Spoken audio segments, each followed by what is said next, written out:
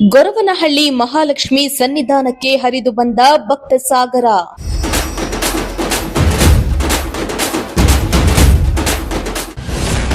ಇಪ್ಪತ್ಮೂರು ಕೆಜಿ ಬೆಳ್ಳಿ ಉತ್ಸವ ಮೂರ್ತಿಯ ವೈಭವದ ಮೆರವಣಿಗೆ.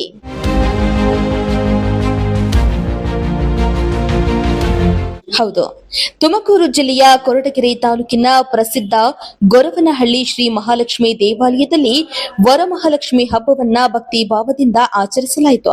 ಹಬ್ಬದ ಹಿನ್ನೆಲೆಯಲ್ಲಿ ಬೆಳಗ್ಗೆಯಿಂದಲೇ ಸಾವಿರಾರು ಸಂಖ್ಯೆಯಲ್ಲಿ ಭಕ್ತರು ದೇವಾಲಯಕ್ಕೆ ಆಗಮಿಸಿ ತಾಯಿ ಮಹಾಲಕ್ಷ್ಮಿಯ ದರ್ಶನ ಪಡೆದು ಪುನೀತರಾದರು.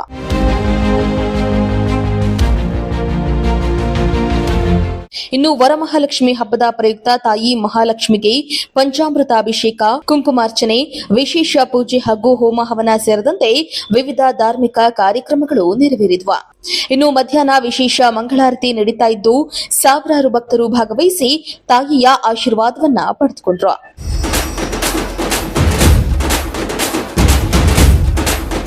ಇನ್ನು ಈ ಬಾರಿಯ ವಿಶೇಷ ಆಕರ್ಷಣೆಯಾಗಿದ್ದು ಸುಮಾರು 24 ಲಕ್ಷ ರೂಪಾಯಿ ವೆಚ್ಚದಲ್ಲಿ ನಿರ್ಮಿಸಿರುವ ನೂತನ ತೇರು.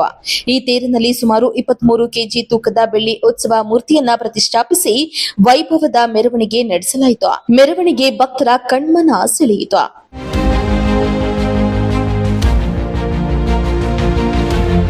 ಇನ್ನು ದೇವಾಲಯಕ್ಕಾಗಮಿಸಿದ ಭಕ್ತರ ಅನುಕೂಲಕ್ಕಾಗಿ ಬೆಳಗ್ಗೆಯಿಂದಲೇ ತಿಂಡಿ ಹಾಗೂ ಊಟದ ವ್ಯವಸ್ಥೆಯನ್ನ ಮಾಡಲಾಗಿದ್ದು ರಾತ್ರಿ 9 ಗಂಟೆಯವರೆಗೂ ನಿರಂತರ ದಾಸೋಹ ವ್ಯವಸ್ಥೆಯನ್ನ ಕಲ್ಪಿಸಲಾಗಿದೆ. ಮಧ್ಯಾಹ್ನದ ವೇಳೆಗೆ 15,000ಕ್ಕೂ ಅಧಿಕ ಭಕ್ತರು ತಾಯಿ ಮಹಾಲಕ್ಷ್ಮಿಯ ದರ್ಶನವನ್ನ ಪಡೆದಿದ್ದಾರೆ ಎಂದು ದೇವಾಲಯದ ಆಡಳಿತ ಮಂಡಳಿ ತಿಳಿಸಿದೆ. ಎಲ್ಲರಿಗೂ ನಮಸ್ಕಾರ. ಮೊದಲನೇದಾಗಿ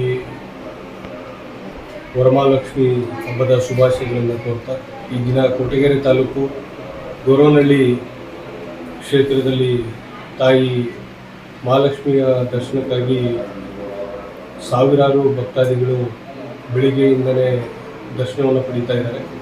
ಜೊತೆಯಲ್ಲಿ ಈಗ ನಮ್ಮ ತಾಲೂಕು ಆಡಳಿತ ಹಾಗೂ ದೇವಸ್ಥಾನದ ಟ್ರಸ್ಟ್ ವತಿಯಿಂದ ಸಕಲ ಸೌಲಭ್ಯಗಳನ್ನು ಮಾಡಿ ಕಳೆದ ಸಾರಿ ಏನು ಸ್ವಲ್ಪ ಭಕ್ತಾದಿಗಳಿಗೆ ಸ್ವಲ್ಪ ತೊಂದರೆ ಆಗಿತ್ತು ಅಂತೇಳಿ ಇತ್ತು. ಅದಕ್ಕೋಸ್ಕರ ಮುನ್ನೆಚ್ಚರಿಕೆ ಕ್ರಮವಾಗಿ ಎಲ್ಲರೂ ಕೂಡ ಎಷ್ಟೇ ಜನ ಬಂದರೂ ಕೂಡ ಈಸಿಯಾಗಿ ಫ್ಲೋ ಆಗೋ ಥರ ತಾಯಿ ದರ್ಶನ ಪಡೆಯೋದಕ್ಕೋಸ್ಕರ ಹಾಗೂ ಪ್ರಸಾದಕ್ಕೂ ಕೂಡ ಎಲ್ಲ ರೀತಿಯ ಅನುಕೂಲಗಳನ್ನು ಟ್ರಸ್ಟ್ ವತಿಯಿಂದ ಮಾಡಿದ್ದಾರೆ.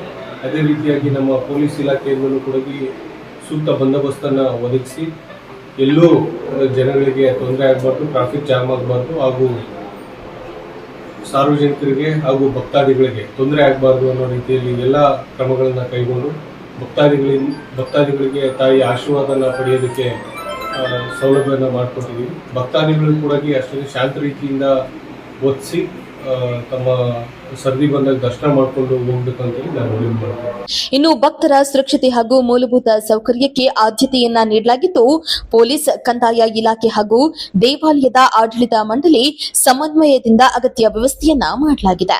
ವರಮಹಾಲಕ್ಷ್ಮಿ ಹಬ್ಬದ ಹಿನ್ನೆಲೆಯಲ್ಲಿ ಗೊರವನಹಳ್ಳಿ ಕ್ಷೇತ್ರದಲ್ಲಿ ಬೆಳಗ್ಗೆಯಿಂದಲೇ ಭಕ್ತರ ದಂಡು ಕಂಡುಬಂದಿದ್ದು ತಾಯಿ ಮಹಾಲಕ್ಷ್ಮಿಗೆ ಜೈ ಎಂಬ ಘೋಷಣೆಗಳೊಂದಿಗೆ ಇಡೀ ಕ್ಷೇತ್ರ ಭಕ್ತಿಮಯದ ವಾತಾವರಣದಿಂದ ಕಂಗೊಳಿಸ್ತಾ ಇತ್ತು.